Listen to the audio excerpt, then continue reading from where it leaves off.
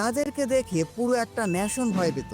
আর এই সকল রোগ নিজাদের নিয়ে তৈরি হয় আকাশকি organisation. Those who do not know pain will never understand true peace.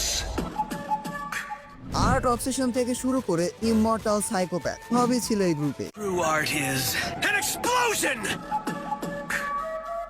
I have already cursed you.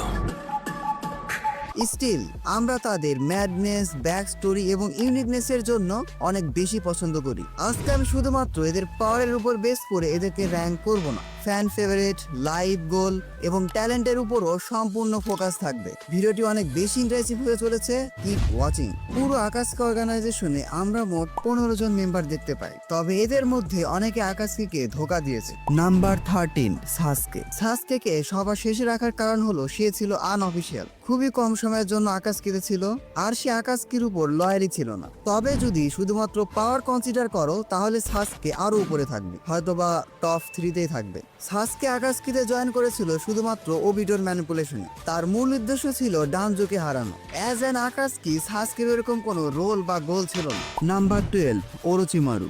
Number 2 আমি সাসকেরই সেন্সে ওরোচিমারুকে রেখেছি। ওরোচিমারু কিন্তু আকাশকির উপর লয়াল ছিল না। সে আকাশকিতে কি জন্য জয়েন করেছিল এটা আমি নিজেও জানি না, খুব সম্ভবত ইমমর্টাল হওয়ার জন্য। এছাড়াও ইতাচির জন্য হতে পারে, কারণ ওরোচিমারু ইতাচির সাথে ফাইট করে যখন বুঝে গিয়েছিল যে ইতাচি তার সাধ্যের বাইরে, তখনই কিন্তু সে আকাশকি ছেড়ে দিয়েছিল। এমনকি ওরোচিমারু নাগাটোর পিছনে গিয়েছিল, আর নাগাটো তাকে খুব বাজেভাবে হারিয়েছিল। এগেইন পাওয়ারের দিক থেকে হয়তো ওরোচিমারু টপ 5 অথবা টপ 6 থাকবে। Number 11 Itachi Uchiha. A true shinobi does not set out to seek glory. They protect from the shadows.